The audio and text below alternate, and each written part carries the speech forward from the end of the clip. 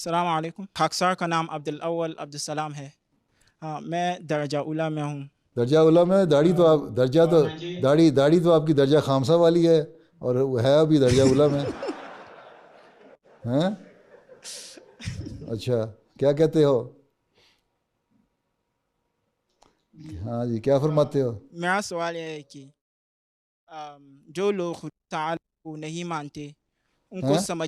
سمجھنے کے لیے، جو لوگ خدا تعالیٰ کو نہیں مانتے ہاں، ان کو سمجھانے کے لیے سب سے مضبوط دلیل کون سی ہے؟ بات یہ ہے کہ جو لوگ خدا تعالیٰ کو نہیں مانتے وہ بات سننا بھی نہیں چاہتے، ٹھیک ہے؟ مضبوط دلیل ہے تو خدا تعالیٰ کی اپنا ذاتی تجربہ ہے۔ آپ ان کو کہیں کہ تم کہتے ہو خدا نہیں ہے، میں کہتا ہوں خدا ہے، میں نے خدا سے مانگا، مجھے اس نے دے دیا۔ آپ کی دعا قبول ہوئی نا؟ کوئی آپ نے کبھی دعا کی، آپ کی دعا قبول ہوئی کہ نہیں ہوئی؟ تم نے کبھی دعا کی ہے؟ اللہ نے تمہاری دعا کبھی سنی ہے؟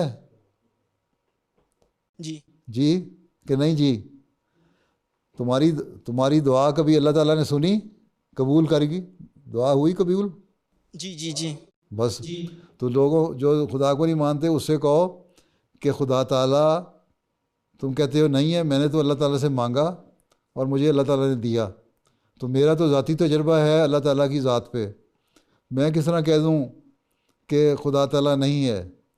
ہاں، تم بھی اگر کوشش کرو گے تو پھر تمہیں بھی اللہ مل جائے گا۔ لیکن یہ لوگ جو ہے نا خدا کو نہیں مانتے، یہ لوگ بڑے ڈھیٹ لوگ ہوتے ہیں۔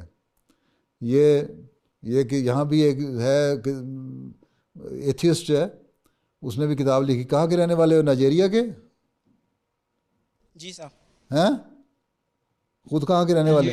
ہاں، یہاں بھی ایک ایتھیسٹ ہے ڈاکنس ہیں، وہ بڑی خدا تعالیٰ کو نہیں مانتا اور کتاب بھی اس نے لکھی خدا تعالیٰ کے خلاف۔ اس کو میں نے 5 والیوم کومنٹری بھی بھجوائی اور دوسری کتابیں بھجوائیں، اسلامی اصول کی فلاسفی۔ میں نے کہا یہ پڑھو، پھر ہمارے سے بات کرو، تمہیں پتہ لگے کہ خدا کیا ہے اور خدا کا کیا تصور ہے۔ اس نے کہا جی میں نے کچھ نہیں پڑھنا، تو صرف تم میری کتاب پڑھو، میں نے تمہاری کتابیں کوئی نہیں پڑھنی۔ تو یہ لوگ تو ڈھیٹ ہوتے ہیں، جو ڈھیٹ ہو جائیں انہوں نے کسی طرح نہیں ماننا۔ ہاں، جو تھوڑے سے جن کے اندر کوئی نیک فطرت ہوتی ہے ان سے ذاتی تعلق رکھو پرسنلی، اور ان کو پھر اپنے ذاتی تعلق کی وجہ سے خدا تعالیٰ کے قریب لے کے آؤ۔ بعض دفعہ جو اپنا قرب ہے وہ بھی اثر ڈالتا ہے اور انسان کو دوسرے انسان کے لیے تبدیلی کا باعث بن جاتا ہے۔ تو ذاتی تجربہ جو ہے وہ سب سے مؤثر چیز ہے۔ یہاں بھی میرے سے کئی دفعہ بعض لوگ آتے ہیں، ملاقاتیں کرنے والے، پریس والے بھی آتے ہیں، بلکہ بعض نے اظہار کیا کہ ہم خدا کو تو نہیں مانتے، لیکن اگر کبھی خدا کو مانا تو ہم تمہارے خلیفہ کی وجہ سے مانیں گے کہ اس نے ہمیں ذرا خدا تعالیٰ کی صحیح بات بتائی۔ تو یہ دلوں کو نرم کرنے کے لیے پھر دعا ہونی چاہیے ضروری، کہ اللہ تعالیٰ دلوں کو نرم بھی کرے۔ اس لیے ذاتی نمونہ جو ہے نا وہ بہت ضروری ہے، اپنا وہ پیش کریں اور اپنے تجربات بیان کریں قبولیت دعا کے لیے۔ سب سے زیادہ تو ہے نا میرے ساتھ اللہ کے کیا سلوک ہے، جب اپنا سلوک اللہ کے ساتھ بتائیں گے تو وہ جو فرسٹ ہینڈ ایکسپیرینس ہے اس سے لوگوں کو پھر زیادہ امپریس ہوتے ہیں۔ ٹھیک ہے، چلو پھر بیٹھ جاؤ۔ جزاک اللہ۔ باقی دلیلیں تو بے شمار ہیں۔ ہمارا خدا ہے، ہستی باری تعالیٰ کے 10 دلائل ہیں، ہستی باری تعالیٰ مسلم موت کی کتاب ہے، یہ ساری کتابیں اردو میں بھی انگلش میں بھی آ گئی ہیں، یہ پڑھو اور یہ ان کو پڑھنے کے لیے بھی دو۔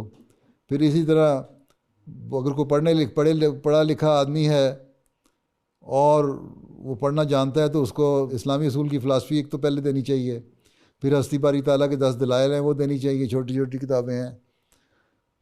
پھر ریولیشن ریشنلٹی اس کی عربک کتاب ہے، اس کا ایک چیپٹر جو ہے خدا تعالیٰ کی ذات پہ، وہ بھی بعض انسانوں کو متاثر کر دیتا ہے۔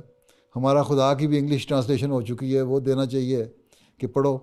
اب پڑھنے کے بعد بھی اگر کوئی نہیں مانتا تو ہمارا کام تو صرف پیغام پہنچانا ہے، کسی کو ہم ہدایت کا لیے کوئی گارنٹی نہیں دے سکتے۔ اللہ تعالیٰ نے ہدایت کی ذمہ داری اپنے سپرد لی ہے، ہمارے سپرد صرف تبلیغ کی ذمہ داری ڈالی ہے کہ ہم تبلیغ کریں اور اللہ تعالیٰ کے راستے کی طرف لے کے آئیں. ٹھیک ہے. اے شخص تو